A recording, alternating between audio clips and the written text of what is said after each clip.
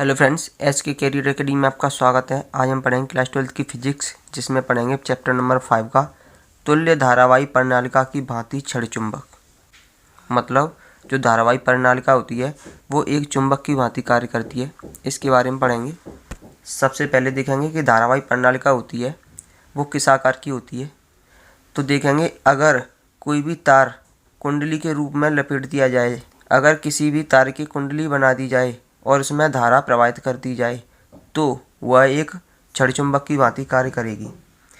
अगर किसी धारावाही प्रणालिका को स्वतंत्रता पूर्वक लटका दिया जाए तो एक दंड चुंबक की भांति सदैव उत्तर और दक्षिण दिशा में ठहरती है। तो यहाँ पर इसका नॉर्थ पोल बना दिया है और यहाँ पर साउथ पोल बना दिया है। धारावाही प्रणालिका यानी कि ये जो प्रणालिका है तथा दंड चुंबक के लिए खींची गई चुंबकीय बल रेखाएं भी एक जैसी होती हैं। यहाँ से जो बल रेखा निकलेंगी और चुंबक में से जो बल रेखा निकलेंगी वो भी कैसी होती हैं, एक समान होती हैं। आइए देखते हैं किस प्रकार की होती है। जैसे कि मान लेंगे ये तो हमारी एक चुंबक है और ये क्या है, एक धारावाही प्रणालिका। तो यहाँ से भी क्या होता है कि नॉर्थ से बल रेखा निकलती हैं और साउथ में प्रवेश करती हैं, और यहाँ पर भी क्या होता है, नॉर्थ से निकलती हैं और साउथ में प्रवेश करती हैं। यानी कि जो कार्य चुंबक में होता है वही कार्य एक धारावाही प्रणालिका में भी होने लगता है, यानी कि वो भी एक चुंबक की भांति कार्य करने लगती है। इसका मतलब ये है कि जब दो धारावाही प्रणालिकाओं को एक दूसरे के निकट लाते हैं तो दंड चुंबक की भांति सजातीय चुंबकीय द्रव एक दूसरे को प्रतिकर्षित करते हैं, यानी कि दूर दूर हटाते हैं, और विजातीय चुंबकीय द्रव एक दूसरे को आकर्षित करते हैं। इसका मतलब क्या है, इससे स्पष्ट है कि धारावाही प्रणालिका एक दंड चुंबक के तुल्य होती है, यानी कि धारावाही प्रणालिका होती है वो एक दंड चुंबक के समान होती है। अब ये जो धारावाही प्रणालिका है और ये दंड चुंबक है, इन दोनों के समान धारावाही तुल्यता यानी कि समानता के लिए हम धारावाही प्रणालिका के कारण उसके अक्ष पर यानी कि इसके अक्ष पर अधिक दूर स्थित बिंदु P पर चुंबकीय क्षेत्र की गणना करेंगे। कोई बिंदु P मानेंगे, वहाँ पर चुंबकीय क्षेत्र की गणना करेंगे। तो आइए देखते हैं। मान के चल रहे हैं ये धारावाही प्रणालिका है, इससे अधिक दूरी पर एक बिंदु P मान लिया है अक्ष पर, और ये है इसका केंद्र। तो अगर हम यहाँ से देखेंगे तो इसकी दूरी अलग होगी इस फेरे की, यहाँ से देखेंगे तो इस फेरे की अलग दूरी होगी, यहाँ से देखेंगे तो इस फेरे की अलग दूरी होगी, मतलब सभी फेरों की अलग अलग दूरी होगी बिंदु P से। तो उसके लिए हम क्या करेंगे कि कोई भी एक अल्पांश लंबाई ले लेंगे, जैसे कि यहाँ पर हमने अल्पांश लंबाई ले ली। क्लियर? तो आइए देखते हैं इसका चित्र किस प्रकार बनाते हैं। ये हमारा इसका चित्र है। एक धारावाही प्रणालिका है जिसकी लंबाई कितनी है, 2L है। यहाँ से यहाँ तक की लंबाई कितनी है, 2L है। क्लियर? और जिसकी त्रिज्या कितनी है, A है। ये A त्रिज्या हो गई। तथा इसमें प्रवाहित होने वाली धारा कितनी है, इसमें प्रवाहित होने वाली धारा I है। प्रणालिका की प्रत्येकांक मतलब ये वाली प्रत्येकांक लंबाई में यानी कि छोटी सी लंबाई में फेरों की संख्या कितनी है, N है। तथा प्रणालिका के अक्ष पर, ये हमारा अक्ष है, अक्ष पर कोई बिंदु P स्थित है जो केंद्र O से कितनी दूरी पर है, R दूरी पर स्थित है, जहाँ पर हमें चुंबकीय क्षेत्र की गणना करनी है। केंद्र O से इस फेरे की दूरी कितनी है, x, और इसे देखेंगे तो ये हो जाएगा हमारा यहाँ से यहाँ तक dx।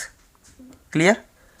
अगर यहाँ से लेकर यहाँ तक की दूरी मापेंगे तो यहाँ तक कितनी है, यहाँ तक है हमारी r, और यहाँ से यहाँ तक कितनी है, x। अगर x को माइनस कर दें तो ये दूरी निकल जाएगी, यानी कि r माइनस x हो जाएगी।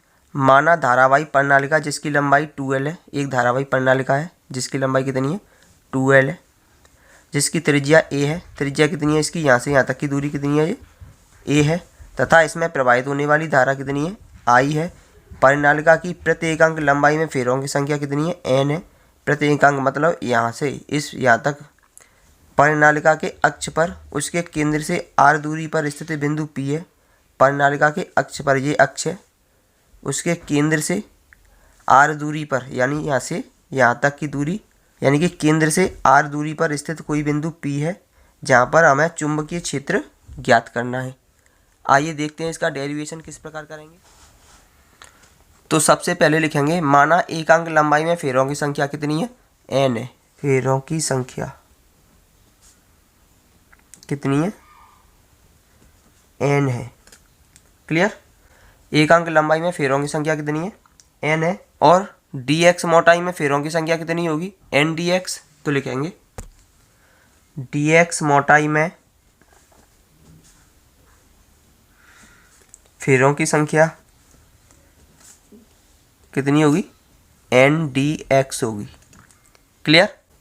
अब कुंडली में प्रवाहित धारा कितनी है, I। तो लिखेंगे कुंडली में प्रवाहित धारा कितनी है, I है। तब dx मोटाई धारावाही वलय के कारण बिंदु P पर चुंबकीय क्षेत्र, तब dx मोटाई यानी कि इतनी मोटाई धारावाही वलय के कारण, इस वलय के कारण बिंदु P पर चुंबकीय क्षेत्र ज्ञात करना है। तो लिखेंगे तब dx मोटाई धारावाही वलय के कारण बिंदु P पर चुंबकीय क्षेत्र। अब आपने पीछे एक फॉर्मूला पढ़ा होगा कि एक कोई धारावाही वलय है। क्लियर। यहाँ से यहाँ तक की त्रिज्या होती है r, और यहाँ से यहाँ तक दूरी है उसकी x, जहाँ पर बिंदु P है। यहाँ पर चुंबकीय क्षेत्र ज्ञात करना होता है और इसमें धारा कितनी प्रवाहित होती है, I। तो इसके लिए फॉर्मूला होता है B = μ0 n I r², यानी कि त्रिज्या का square, upon 2 capital R² plus x², यानी कि ये वाली स्क्वायर, यानी कि यहाँ से यहाँ तक की दूरी का वर्ग की पावर 3/2। ये आपने फॉर्मूला पढ़ा होगा। क्लियर। तो इस फॉर्मूले से हम मान रखेंगे यहाँ पर, चूँकि b बराबर क्या आया था हमारा, μ0 n I r² upon 2 capital R² plus x² की पावर कितनी होती है, 3/2। ये हमारा होता है फॉर्मूला। तो इस फॉर्मूले को हम यहाँ पर प्रयोग करेंगे। अब क्योंकि हमें यहाँ पर अल्पांश लंबाई का चुंबकीय क्षेत्र ज्ञात करना है, तो यहाँ पर लिखेंगे अल्पांश लंबाई के लिए dB = μ0, धारा कितनी प्रवाहित हो रही है, n के स्थान पर क्या रखेंगे, n dx। फेरों की संख्या कितनी है यहाँ पर, n, तो यहाँ पर कितनी लिखेंगे, n dx। धारा कितनी प्रवाहित हो रही है, I, तो I लिखेंगे। और त्रिज्या कितनी है यहाँ पर, त्रिज्या r की जगह पर दिया है यहाँ पर त्रिज्या a, तो यहाँ पर लिखेंगे a²। Clear. a² upon 2 capital R की जगह पर क्या लिखेंगे, a² प्लस x क्या है यहाँ पे, x दिया है यहाँ से यहाँ तक की दूरी r - x, तो लिखेंगे r - x² की पावर कितनी है, 3/2। क्लियर है। जहाँ μ0 क्या है, निर्वात की चुंबकशीलता, तो लिखेंगे जहाँ μ0 है निर्वात की चुंबकशीलता। क्लियर। अब कितना दिया है, ये अल्पांश के लिए दिया है। अब हमें निकालना है संपूर्ण के लिए, तो लिखेंगे संपूर्ण प्रणालिका के लिए चुंबकीय क्षेत्र। अब संपूर्ण प्रणालिका के लिए चुंबकीय क्षेत्र निकालेंगे तो B बराबर क्या हो जाएगा, समाकलन कर देंगे dB का। क्लियर है।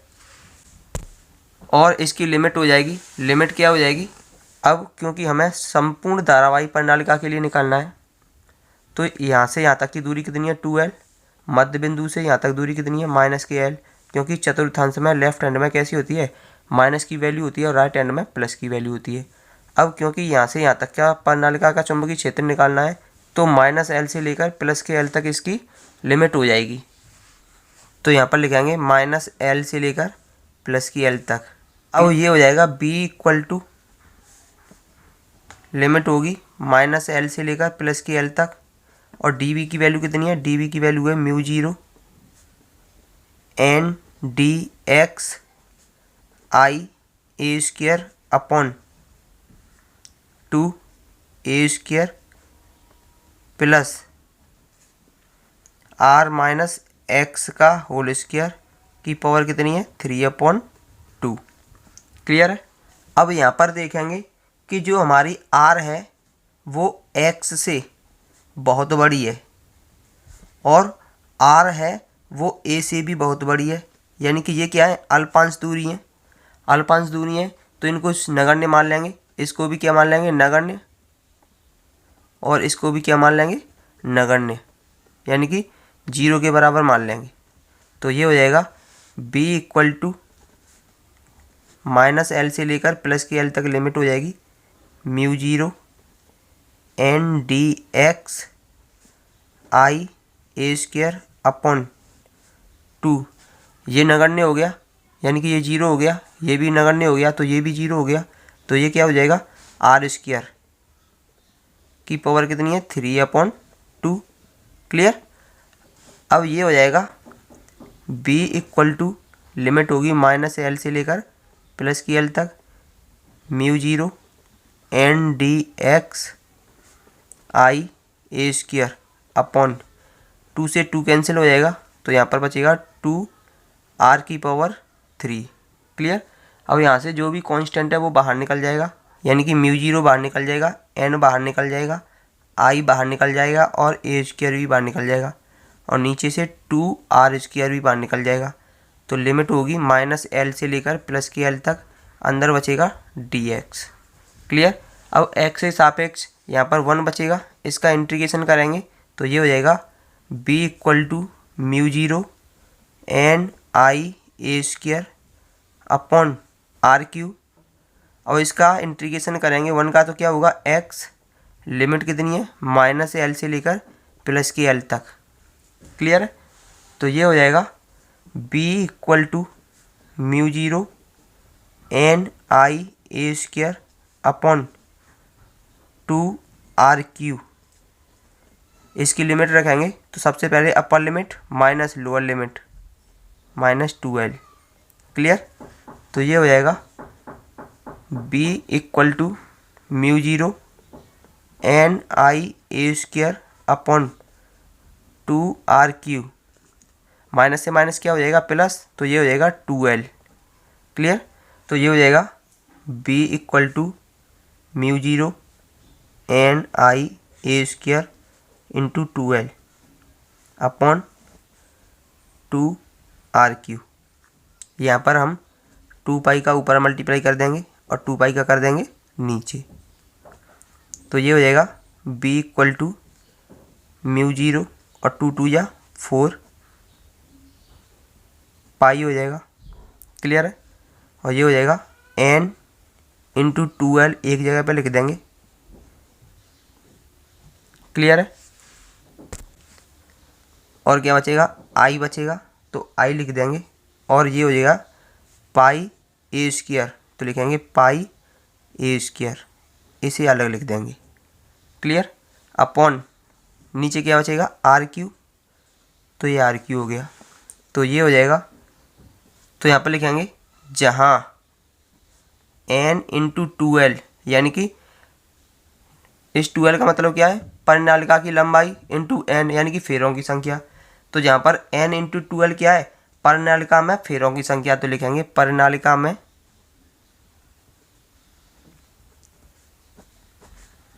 फेरों की संख्या।